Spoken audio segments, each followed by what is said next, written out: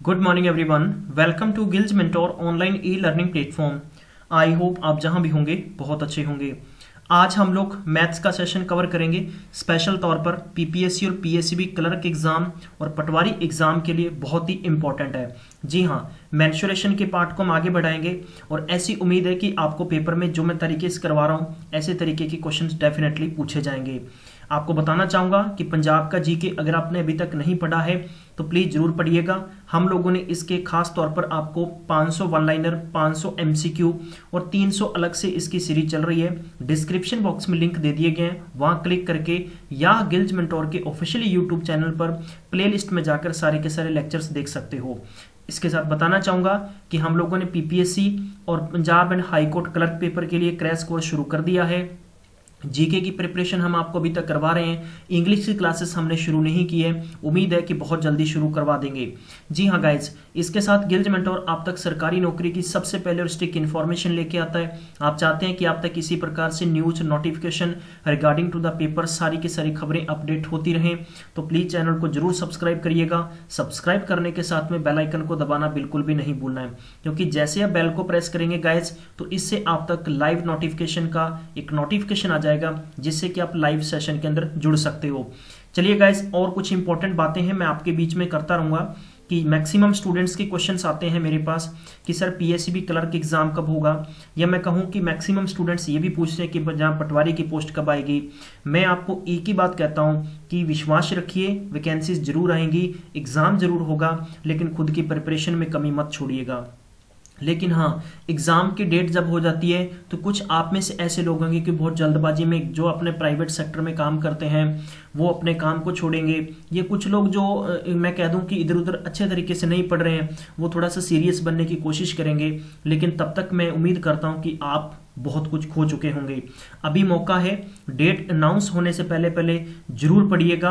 और गिल्ज मेंटोर के जितने भी लेक्चर्स हैं आप सबके लिए बहुत इंपॉर्टेंट और फ्रूटफुल होंगे, ये मैं आपको यकीन के साथ कह सकता हूं, क्योंकि मैं आपको बहुत ही बेसिक्स लेवल से पढ़ाकर हाई लेवल तक लेके चलूंगा। मैथ्स के बीच में हमने लेक्चर नहीं करवाए थे, लेकिन फिर भी हम लोग कंटिन्यू करेंगे। उम्मीद है कि आप लोग इनको अच्छे से नोट करेंगे और मैं आपको बहुत ही बेसिक से करवाऊंगा, इसलिए कि मुझे ये मालूम है कि आप बिल्कुल जीरो लेवल से तैयारी कर रहे हो।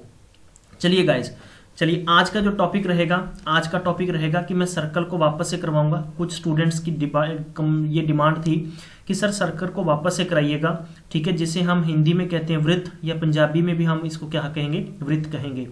सबसे पहले तो आपको समझना होगा कि सर्कल होता क्या है। सर्कल बेसिकली हमें, जैसे कि मैं कह दूं कि स्कूल्स में पढ़ाया जाता था कि गोलाकार आकृति, एक बिल्कुल इस प्रकार से मैं कह दूं कि गोल आकृति है हमारे पास, उसे हमने क्या कह दिया, सर्कल कह दिया। बेसिकली अगर मैं पेपर के अंदर ऐसे क्वेश्चंस पूछूं कि मेरे पास एक वायर है, वायर का मतलब मेरे तार है मेरे पास, जी हाँ, मैं कह दूं कि इस तार की लेंथ की बात करूं तो ये 5 सेंटीमीटर है, यही तार हो सकता है 10 सेंटीमीटर, 14 सेंटीमीटर, जितना भी है। इसे मैं अगर मैं बेंड कर दूं, इसे मैं मोड़ दूं तो क्या बन जाता है, एक सर्कल बन जाता है। जी हाँ, तो बेसिकली अगर मैं बात करूं कि ए और बी की कंप्लीट लेंथ आपको दे रखी है, इसी लेंथ को जब मैं घुमाकर गोल कर देता हूं तो ये सर्कल के अंदर क्या बन जाती है, जिसे हम हिंदी में कहते हैं परिधि और इंग्लिश में कहेंगे जिसे हम सरकमफेरेंस। जी हाँ, आपको याद रखना होगा सरकमफेरेंस। जी हाँ, सबसे पहला फॉर्मूला आता है कि किसी भी सर्कल के सरकमफेरेंस की परिधि निकालनी है, सरकमफेरेंस निकालना, तो उसका फॉर्मूला क्या होगा, 2πr। यहां पर पाई का मतलब होता है 22/7 और 22/7 का मतलब होता है, जी हाँ, आपको याद रखना होगा 3.14। पेपर के संदर्भ में इंपॉर्टेंट फैक्ट्स होंगे सारे के सारे। जी हाँ, पॉइंट नंबर 2 पे हम चलेंगे। पॉइंट नंबर 2 का मतलब जो मैंने आर लिखा है, आर का मतलब क्या है कि ये सर्कल का होता है सेंटर। देखो, सेंटर के बगैर दुनिया नहीं चलती है, चाहे वो हमारी गवर्नमेंट है, चाहे आपका घर है, आपके घर का भी कोई मुखिया है, आपका फादर, आपका जैसे मैं कह दूं कि पापा हैं आपके, या आपके मम्मा हैं, या आपके ग्रैंडफादर हैं, तो वो घर के मुखिया हैं। सेंटर के बगैर नहीं चलता। कोई भी मैथमेटिक्स में काम करें, दैनिक लाइफ में करें, सेंटर बहुत जरूरी है, मुखिया। इस सेंटर का नाम मैं रख देता हूं ओ। अगर मैं ओ को ए तक मिला दूंगा, देखो ओ को मैंने, एक लाइन है, इस लाइन को मैंने कहां तक मिलाया, सर्कल के सरकमफ्रेंस से मैंने मिलाया, तो बेसिकली इसे हम क्या कहते हैं, ये है रेडियस। जी हाँ, क्या है, रेडियस, जिसे हम हिंदी में कहते हैं त्रिज्या। ध्यान रखना कि किसी भी सर्कल के अंदर कितनी रेडियस खींची जा सकती है तो आपको बताना होगा इनडिफाइनेट। जी हाँ, तो पेपर के लिए बहुत जरूरी है अनंत। हम इसे कहेंगे।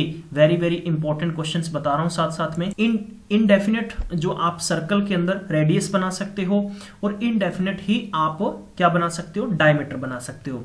अब अगर मान लो कि मैं अगर इसको आगे तक बढ़ा दूं ऐसे करके, तो ये जैसे मैंने बी बना दिया, अगर मैं बी और ए की लेंथ की बात करूं तो ये क्या होगा, डायमीटर। जी हाँ, आपको याद रखना होगा, जिसे हम हिंदी में क्या कहते हैं, व्यास।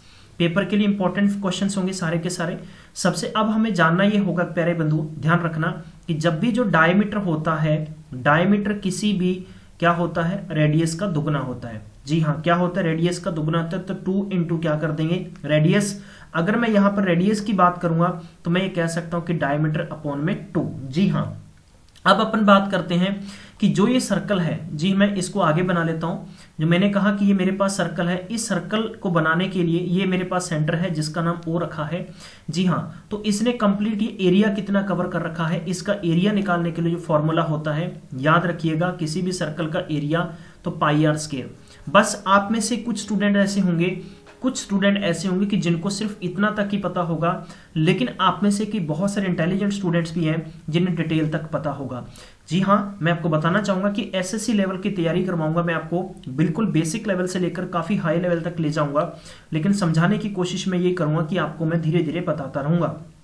चलिए, अब आपको इसके अलावा तीसरे पॉइंट पर ये जाना है। पॉइंट नंबर तीसरा आपको ध्यान रखना है, पेपर में कभी कभार आपको सेमी सर्कल के बारे में पूछ लिया जाता है। जैसे मेरे पास से सेमी सर्कल मतलब जिसे हम क्या कहते हैं, आपको याद रखना होगा कि ये सेमी सर्कल है।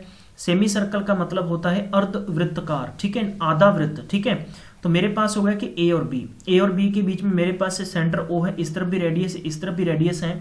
तो जब भी आपको इसका सर्कमफ्रेंस निकालना है तो आप इसका फॉर्मूला क्या लगाएंगे, आप लगाएंगे पाई आर प्लस में 2r। जी हाँ, क्या होगा, 2r। देखो r इस तरफ डबल r हो गया ना। जी हाँ, अगर इसका आपको एरिया निकालना है तो एरिया के लिए फॉर्मूला आपको क्या लगाना होगा, पाई आर स्क्वायर अपॉन में क्या हो जाएगा, 2, क्योंकि आधा है तो आधा कर देंगे, ये आपको याद रखना होगा।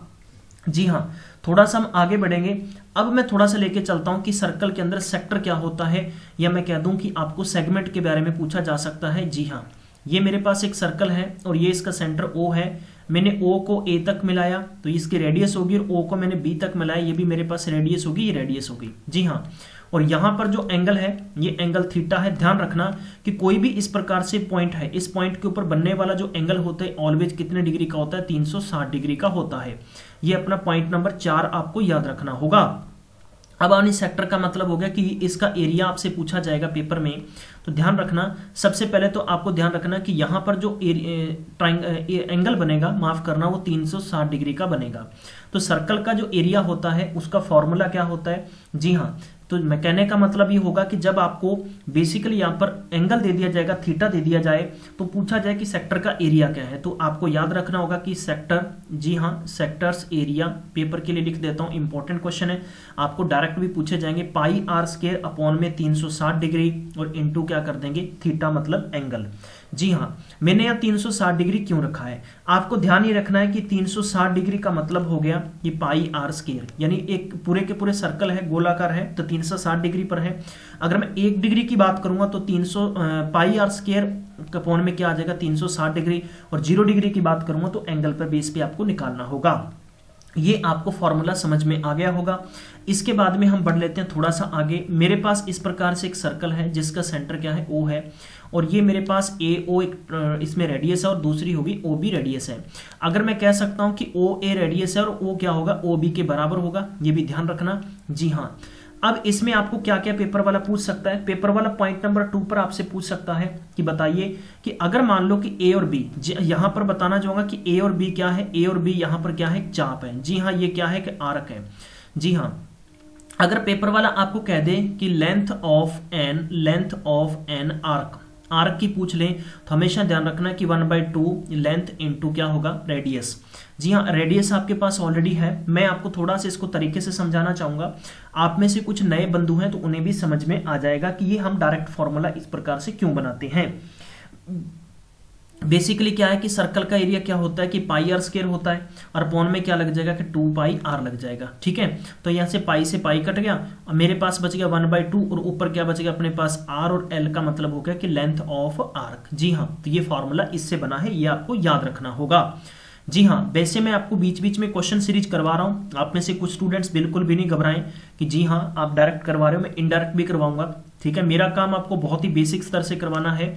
जी हाँ, अगर आप हमारे इंस्टाग्राम, व्हाट्सअप, टेलीग्राम ग्रुप को ज्वाइन करना चाहते हैं तो डिस्क्रिप्शन बॉक्स में लिंक दे दिए गए हैं, वहां क्लिक करके जुड़ सकते हो। जी हाँ, आपकी कोई भी क्वारीज होती है तो हम लोगों से पूछ सकते हो। मैंने कहा कि मेरे पास AO एक रेडियस है और इधर है OB रेडियस है। अब आपको पेपर वाला क्या करेगा कि उसने मान लीजिए कि आपको इस प्रकार से AB दे दिया, ठीक है, तो अब यानी इसका एरिया पूछ रहा है पेपर वाला, तो ये अपने पास हो गया सेगमेंट। जी हाँ, ये हो गया अपने पास सेगमेंट का अगर एरिया पूछ ले तो मैं आपको नहीं चाहता कि ऐसे स्टूडेंट्स जो मेरे गिल्ड मेंटोर को फॉलो करते हैं उन्हें किसी प्रकार की दिक्कत का सामना करना पड़े।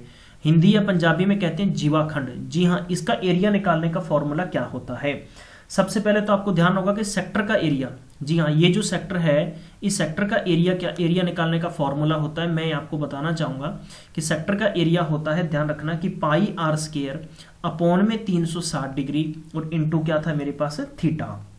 जी हाँ, तो मैं अगर इसको यूं लिख दूं, अब इसमें से अगर मैं एक बात कह दूं कि इस पूरे का अगर मैं एरिया निकालूंगा, ठीक है, पूरे का एरिया निकालूंगा, मुझे नीचे का एरिया चाहिए, तो मैं काम करता हूं पूरे सेक्टर के एरिया में से ट्रायंगल का एरिया निकाल दूंगा। तो ट्रायंगल का एरिया लिखेंगे 1/2, तो मैं अगर यहां पर लिखूंगा 1/2, जी हाँ, पेपर के लिए इंपॉर्टेंट क्वेश्चन इसलिए बन जाते हैं कि ये आपको ध्यान रखना होगा, जी हाँ, कि आर स्क्वायर इंटू क्या कर देंगे साइन। तो जब भी अपने पास, जब भी किसी ट्रायंगल के अंदर, ध्यान रखना कि ट्रायंगल के अंदर दो साइड दे दी जाए और एक आपको एंगल दे दिया जाए, तो तब यानी ध्यान रखना कि ट्रायंगल का एरिया क्या बन जाता है कि 1/2। ये इंपॉर्टेंट क्वेश्चन होंगे, मैं आपको इसके लिए अलग से बता दूंगा कि जैसे कि मान लो A इंटू B इंटू क्या बन जाएगा साइन। जैसे मान लो कि मेरे पास इस प्रकार से एक ट्रायंगल है, जी हाँ, तो ये इसकी साइड होगी ABC और ये हो गया AB और यहाँ पर थीटा है, तो इसका मैं आपको अलग से बताऊंगा, लेकिन आपको याद रखना होगा, फिर भी जरूरी है, आप सबके लिए इंपॉर्टेंट क्वेश्चन है, तो इसलिए मैं नहीं चाहता कि आप किसी भी स्टूडेंट्स को कोई दिक्कत का सामना करना पड़े। अब इसके बाद में पॉइंट नंबर नेक्स्ट पे आ जाता है कि मान लीजिए कि आपको अगर पेपर वाला ऐसे क्वेश्चंस पूछ ले कि आपके पास इस प्रकार से एक सर्कल है, दूसरा सर्कल आपके पास इस प्रकार से है और तीसरा सर्कल आपके पास इस प्रकार से है, जी हाँ, और इस यानी इसका सेंटर हो गया O, इसका सेंटर हो गया, मैं इसका काम करता हूं कि मैंने इसका नाम A रख दिया, इसका सेंटर B हो गया, इसका सेंटर C हो गया।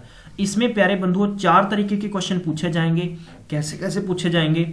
आपको पहली बात तो एरिया पूछ लिया जाएगा A का, B का, C का, या आपको पूछ लिया जाएगा कि इसके बीच में शेडेड पार्ट होगा उसका एरिया बताइए मुझे। जैसे मान लो कि मैंने शेडेड पार्ट की बात की तो यहाँ पर इस प्रकार से एक ट्रायंगल बच गया बीच में, तो हो सकता है कि इस जो इसमें माफ करना जरा ट्रायंगल की बात करूं, मैं ट्रायंगल का पूछा जा सकता है आपको। जरा इसमें एक देखो, मैं चलिए काम करता हूं कि मैं एक तो ट्रायंगल बता देता हूं, दूसरा आपको इसमें सर्कल का पूछा जा सकता है और तीसरा इसमें आपको शेडेड पार्ट का पूछा जा सकता है। इसके बारे में ऑलरेडी डिस्कशन कर चुका हूं मैं कि आपको जैसे भी पूछ सकता है कि मान लो कह देगा कि 3 घोड़े बंधे हुए हैं, ठीक है, या आप पंजाबी समझ सकते हैं कि 3 घोड़े बंधे हुए हैं और इदा अपनी जगह ते घूम रहे ने और उन्होंने विचाले जी बची हुई जगह है, या 3 घोड़े इदा बने हुए हैं कुछ अपनी अपनी जगह ते घाह खा रहे हैं, विचाले उन्होंने बचन वाली जगह है जिथे उन्होंने मुंह नहीं पहुंच सकता, उस एरिया का एरिया दसो। जी हाँ, तो सबसे पहले मान लो कि अपने पास इस प्रकार से एक रेडियस है और इस रेडियस की मैं अगर लेंथ की बात करूं तो मैं कह दूं कि भैया मेरे पास इसके 3.5 है। अगर आपको कह दिया जाए कि A और B को मिला दिया जाए तो कंप्लीट ये कितना है 7 सेंटीमीटर है, या कंप्लीट 14 सेंटीमीटर है, तो इसकी रेडियस 7 हो गई, इसकी 7 हो गई। अब अगर इसको भी इससे ज्वाइन कर दिया जाए और इसको भी इससे ज्वाइन कर दिया जाए तो ये मेरे पास क्या बन गया, इक्विलैटरल ट्रायंगल बन गया। मैं ऑलरेडी इसके बारे में डिस्कशन कर चुका हूं, लेकिन फिर भी मैं आपको बताना चाहूंगा कि आप इसको अच्छे से समझ लीजिए। जी हाँ, अगर आपको पेपर में यहां पर कंफ्यूज करे पेपर वाला तो आपको शेडेड पार्ट की मैं पहले डिस्कशन करूंगा। मैं नहीं चाहता कि कोई भी स्टूडेंट इसमें कंफ्यूज हो जाए ताकि आप बिल्कुल भी भूल जाओ। चलिए हम लोग थोड़ा सा डिटेल में चलेंगे। मान लीजिए कि आपको यहां पर कहा जाता है कि ABC क्या है, एक इक्विलैटरल ट्रायंगल है और इक्विलैटरल ट्रायंगल का क्या है कि एरिया आपके पास 49 रूट क्या है 3 है। तो बताइए कि प्रत्येक शीर्ष लंब को मानकर त्रिभुज की लंबाई को आधी त्रिज्या लेकर वृत्त खींचा गया है, व्हाटएवर जो ऑलरेडी गिवन है। तो आप ये बताइए कि इसके बीच में जो बचा हुआ एरिया है, इसका मतलब होगा कि ये इस एरिया, इसका बताना है आपने क्या एरिया होगा बचा हुआ बीच में, ठीक है। तो ये ध्यान रखना कि जब भी आप 3 ट्रायंगल को मिलाएंगे तो उसके बीच में ऑलरेडी बच जाएंगे, चाहे आप कॉइन रख के देख सकते हो, प्रैक्टिकली तौर पर बताना चाहूंगा। अब देखो, अगर मान लो इसमें आपको डायरेक्ट, कभी कभार पेपर वाला डायरेक्ट आपको रेडियस कह दे कि आपके पास सिर्फ रेडियस है, रेडियस हमेशा ट्राइंगल की नहीं होगी, रेडियस हमेशा सर्कल की होगी। तब आपको क्या काम करना है, प्रैक्टिकली तौर पर मैं ऑलरेडी बता चुका हूं कि आपको ट्रिक हमेशा काम देंगी कि पाई यहां पर लगाएंगे √3, यहां पर π/2 और इन दोनों का ब्रैकेट ऑफ करने के बाद में आप रेडियस 2 कर देंगे। मैंने इसी को कन्वर्जन करके आपको बताया था कि आपने क्या कर देना है कि 0.158 से मल्टीप्लाई कर दीजिए किसका, रेडियस का, आपका आंसर आ जाएगा। यानी चंद ही सेकंड में आपका आंसर आ जाएगा। गाइस ये ट्रिक आप नोट कर लीजिए, कभी भी आपको ऐसे क्वेश्चंस आए, आप में से बहुत सारे स्टूडेंट एसएससी के एग्जाम देंगे। जी हाँ, तो ये मेरा एसएससी का एग्जाम का एक्सपीरियंस है कि मैं ऐसे तरीके अपनाता हूं जिससे कि मेरा स्कोर बहुत अच्छा होता है। चलिए अब देखो इस पर्टिकुलर क्वेश्चन के अंदर आपको क्या करना होगा। रेडियस निकालने के लिए आपके पास सबसे पहले तो आपको फॉर्मूला अप्लाई करना होगा किसका, इक्विलेटरल ट्रायंगल का। तो इक्विलेटरल ट्रायंगल का 3/4 इंटू क्या होता है, साइड का स्क्वायर कर देंगे। तो एरिया आपके पास कितना है, 49 √3 है और यहाँ पर √3/4 है और इंटू मतलब a का स्क्वायर कर दें, √3 से 3 कट गया। मैं 4 को इधर कर दूंगा, 49 × 4 हो गया, a का स्क्वायर हो गया। मैं a का स्क्वायर हटाऊंगा, दोनों किस में आ गए, रूट में आ गए। तो गाय से रूट में आ गए तो आपके पास 7 × 2 इसका मतलब हो गया कि 14 का मतलब हो गया साइड। अब साइड 14 आ गई तो इसका मतलब है रेडियस मैंने ऑलरेडी यहाँ पर 7 ले रखी है, रेडियस 7 ले रखी है। तो आपने क्या कर देना, 1.5 × 7 × 7, ठीक है, डीडीएफ कर दीजिएगा, डीडीएफ कर दीजिएगा। देखो 7 और 7 कितने होते हैं आपके पास, 14, 14 का मतलब हो गया 5, ठीक है। और ये 9 कट गया, 9 कट गया तो आपके पास पीछे क्या बचा, 5। तो 5 से मल्टीप्लाई करेंगे, 5 × 5 = 25, 25 का मतलब हो गया 7। यानी जिसका यूनिट वैल्यू 7 होगा वही आपका आंसर होगा। अदरवाइज आप कर सकते हो। तो गाइज आज के सेशन में बस इतना ही। मैं आपको लेके चलूंगा आगे, बहुत सारे इंपॉर्टेंट क्वेश्चन होंगे। जैसे कि मान लो कि मेरे पास एक ये है, ठीक है। अब मैं इसको आगे बढ़ाऊंगा। तो मैंने इस प्रकार से एक ये बना दिया कि A, B और C। आपसे मैं ये भी पूछूंगा कि बताइए इस जो शेडेड पार्ट है इसका एरिया कितना होगा, ठीक है। पेपर में ऐसे क्वेश्चंस आएंगे। पहला क्वेश्चन तो ऐसा हो गया। दूसरे तरीके का क्वेश्चन क्या हो गया कि मैंने इस प्रकार से एक ट्रायंगल बना दिया, इस ट्रायंगल के अंदर मैंने सर्कल बना दिया और अब मैं इसके बाहर पार्ट का एरिया पूछ लूंगा इस तरह से, ठीक है। क्वेश्चन नंबर तीसरा देख लीजिए कि मेरे पास इस प्रकार से एक सर्कल बना है। इस सर्कल के अंदर मैं काम करता हूं कि मैंने एक इस प्रकार से स्क्वायर बना दिया। इस स्क्वायर के बाहर जो बचने वाला इसका एरिया पूछूंगा मैं आपसे। क्वेश्चन नंबर 4 के अंदर क्या करेंगे कि हम लोग एक सर्कम स्क्वायर बनाएंगे, सर्कम स्क्वायर या सर्कम ट्रायंगल, रेक्टेंगल, ट्रायंगल जो भी अपने पास बनेगा इस प्रकार से। तो इसके शेडेड पार्ट का एरिया या आउटर एरिया पूछ लूंगा मैं। इसके बाद में नेक्स्ट तरीके जो क्वेश्चंस आएंगे आपको इस तरह के आएंगे, जैसे मान लो कि आपको पेपर में जैसे हाफ दे दिया, हाफ देने के बाद में अगर मैंने जो इस प्रकार से ट्रायंगल बना दिया, अब इसका एरिया पूछूंगा, नहीं कि मैं आपको नीचे वाले पार्ट का एरिया पूछूं। उसके बाद में नंबर जो ये हो गया अपने पास 5, 6 हो गया। इसके बाद में ये 4, 5 हो गया, 6 नंबर बताना चाहूंगा। जो क्वेश्चंस इस प्रकार से मैंने ट्रायंगल बना लिया। ट्रायंगल बनाने के बाद में मैंने आपको यहाँ पर क्वेश्चन किस तरह से फंसा के पूछूंगा मैं, वो जरा ध्यान रखना। ये काम करते हैं, ये काम ये करते हैं कि आपको पेपर में अभी ट्रेंड ये सेट हो चुका है कि इस प्रकार से आपको पेपर वाला क्वेश्चन यूं पूछेगा फंसा कर, ऐसे करके, ठीक है। तो अब इसके बीच में जो एरिया बचेगा इसका पूछ लेगा, या बोलेगा कि इसके बीच में कोई भी सर्कल बन रहा है तो सर्कल का रेडियस कितना होगा, उसका एरिया कितना होगा। पेपर वाले यूं कंफ्यूज करेगा, ठीक है। अब इसके बाद में एक नेक्स्ट क्वेश्चन इस तरह से पेपर वाला पूछेगा। आपको मान लीजिए यूं दे दिया गया, मैं अगर इसको ऐसे कर दूंगा, ये मैंने हाफ सारे के सारे, मैंने कहने का मतलब मैं हाफ सर्कल करके बना के पूछ सकता हूं। तो ऐसे यार हजारों तरीके के क्वेश्चंस होंगे गाइस जो आपके दिमाग में हमेशा घूमते रहेंगे। लेकिन बताना चाहूंगा कि आजकल का कंपटीशन एग्जाम ऐसा है कि हर एक एग्जाम के अंदर पॉइंट मार्क्स इंपॉर्टेंट होते हैं। जी हाँ, तो इसी प्रकार गिल्ज मेंटोर को प्यार करते रहा करें, मैक्सिमम टाइम तक जरूर शेयर करें सेशन को, जिससे कि हमें काम करने के लिए एनर्जी मिलती है। मैथ्स के लेक्चर मैं कंटिन्यू रखूंगा। थैंक यू सो मच, आप सबने टाइम दिया। Have a nice day, take care, bye bye.